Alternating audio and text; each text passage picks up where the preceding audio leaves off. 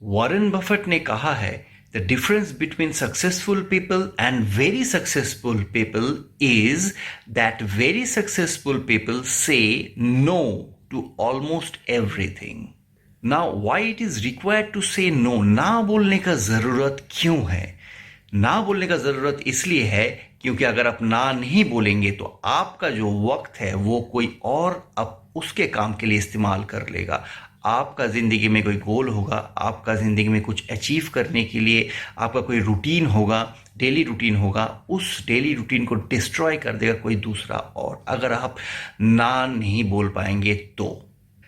इसलिए ना बोलना बहुत ज़्यादा इम्पॉर्टेंट है अपना रूटीन को बचाने के लिए, अपना काम को बचाने के लिए, अपना गोल को अचीव करने के लिए।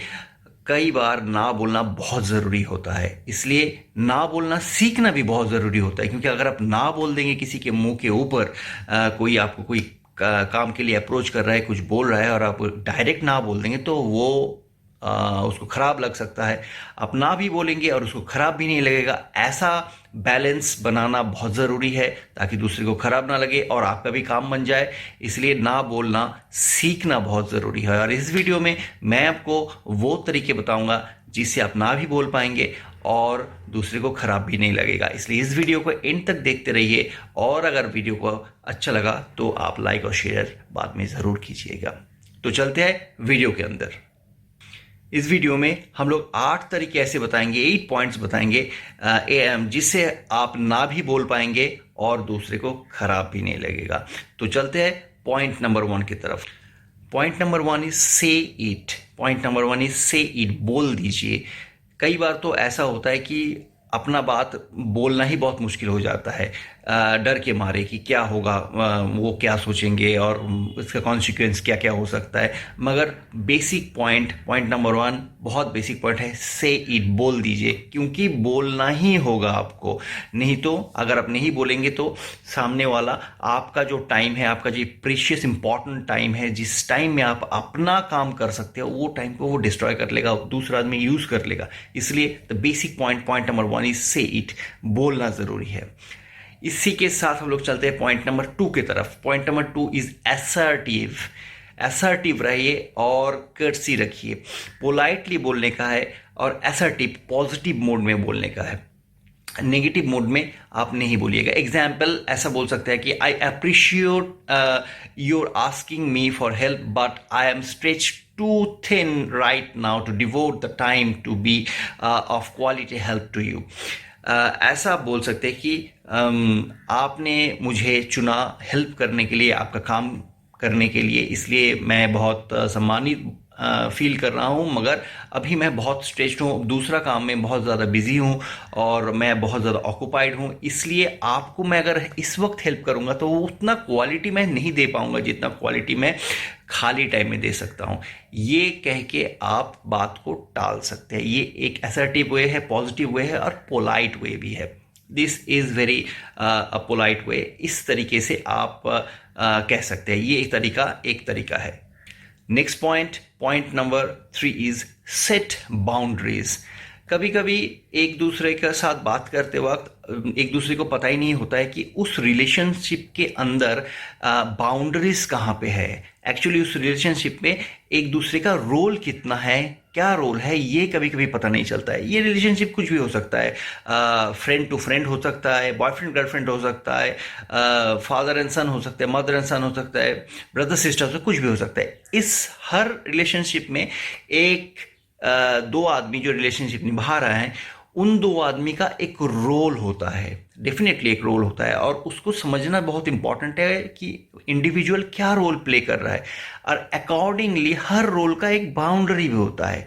अगर आप अपना रोल को समझेंगे, रिलेशनशिप को समझेंगे, तो आपको वो बाउंड्रीज भी पता चल जाएगा। और अगर बाउंड्रीज पता चल जाएगा तो आपको ये भी पता चल जाएगा कि किस हद तक आप किसी को अप्रोच कर सकते हैं और किस हद तक आप किसी को ना बोल सकते हैं। इससे आपको ये भी पता चलेगा अगर आप किसी को ना बोल देंगे तो उसका कॉन्सिक्वेंस क्या होगा, अगर ना बोल देंगे तो उसके बाद क्या होगा, उसका परिणाम क्या होगा। ये अगर आपको पता चल गया पहले से कि परिणाम क्या होगा, तो ना बोलना या ना नहीं बोलना बहुत आसान होता है। अगर परिणाम पता चल जाएगा कि इसको अगर ना बोलेंगे तो बहुत ज़्यादा मेरे को नुकसान नहीं पहुंचेगा, या फिर ये इस आदमी से मुझे बहुत ज़्यादा नुकसान नहीं आएगा, और जो सोर्सेज और रिसोर्सेज और हेल्प मिलता रहा है वो मिलता रहेगा, कंटिन्यू चलता रहेगा। अगर हम पोलाइटली इसको मना करेंगे तो फिर बात बन सकता है। इसलिए सेट बाउंड्रीज सेट करना सीखिए, रिलेशनशिप को समझना सीखिए, और नो बोलना सीखिए उसके accordingly. Next point number 4 is put the question back on the person asking. जो आपको ही सवाल पूछ रहा है, जो आपको कोई काम पूछ रहा है, उसी को ये सवाल बैक अप कर सकते हैं। जैसे कि कोई अगर आपको कोई सवाल पूछ रहा है, कोई अगर आपको कोई काम के लिए पूछ रहा है और आप बहुत ज़्यादा बिजी है, तो वही चीज़ उसको आप वापस पूछ सकते हैं। और आपका करंट सिचुएशन, आप कितना टाइट हो दूसरा काम में, वो बता के आप उनसे पूछ सकते हैं कि ये परिस्थिति में मैं आपका काम कैसे करूं। अगर करेंगे तो ना मेरा काम का क्वालिटी रहेगा, ना आपका काम का क्वालिटी ठीक से रहेगा। सामने वाला ज़रूर समझेगा और वो समझ के आपसे ये जो काम आपको बोल रहा है वो वापस ले लेगा, क्योंकि सामने वाले को ये समझ में आ जाएगा कि जो हेल्प ये आदमी मेरे को देगा, जो हेल्प आप देने जा रहे हो, वो हेल्प उतना क्वालिटी वाला होगा नहीं, because you are already tied up with other works. तो ये करके क्वेश्चन जो आपको काम दे रहा है वही उसी आदमी को आप क्वेश्चन बैक करके नो बोल सकते हैं। This is also a very positive way. Next point is be firm. आपको फर्म रहना बहुत ज़रूरी है। बी फर्म, इसका मतलब यह है कि आप अगर एक बार कुछ कह दिए, अगर आप ना बोल दिए, तो उस पॉइंट के ऊपर आपको फर्म रहना बहुत ज़रूरी है। अगर पहले एक बार ना बोल दिया और बाद में आप डिसीजन चेंज करते हो उसको प्रेशर में आके, या किसी का भी प्रेशर में आके, तो फिर क्या होगा, फ्यूचर में भी अगर आप जब ना बोलोगे तो बहुत सारा प्रेशर आपके ऊपर आएगा, किसी भी एंगल से आएगा, कोई भी आदमी आपको प्रेशर दे सकता है, और आप अपना जवाब, अपना डिसीजन दूसरी बार भी बदलने के लिए मजबूर हो जाओगे। इसलिए अगर आप पहले फर्स्ट स्टेज में ना बोल रहे हो तो बी फर्म ऑन दैट, उसके ऊपर ही आप कायम रहें और आपका डिसीजन को चेंज ना करें। Next point is give your reasons. अगर किसी का ना बोल रहे हैं तो डायरेक्ट नाम नहीं बोल के आप रीजंस दे सकते हैं क्यों आप ना बोल रहे हैं। इससे कम्युनिकेशन क्लियर रहेगा और सामने वाले को ये समझ में आएगी कि आदमी ऑलरेडी टायर्ड अप है, बुक्ड है, दूसरा असाइनमेंट में बुक्ड है, और इसलिए ये आदमी मुझे ना बोल रहा है, ऐसे ही मतलब मेरे को टालने के लिए ना नहीं बोल रहा है। तो इससे रिलेशनशिप ठीक रहेगा और आप अपना ना भी बोल सकते हो और अपना काम आप कंटिन्यू कर सकते हो। Next is offer an alternative. अगर आप ना भी बोलते हो और एक ऑल्टरनेटिव दिमाग लगा के, थोड़ा सा सोच के, ब्रेनस्टॉर्मिंग करके अगर आप एक ऑल्टरनेटिव भी बता देते हो, that would become a great help. तो सामने वाला जो आपको चीज़ बोल रहा है उसको भी एक रिसोर्स मिल जाएगा, उसको भी एक हेल्प मिल जाएगा कि हाँ इस आदमी से नहीं हो रहा, आपसे नहीं हो रहा है क्योंकि आप बहुत ज़्यादा टाइड अप हो।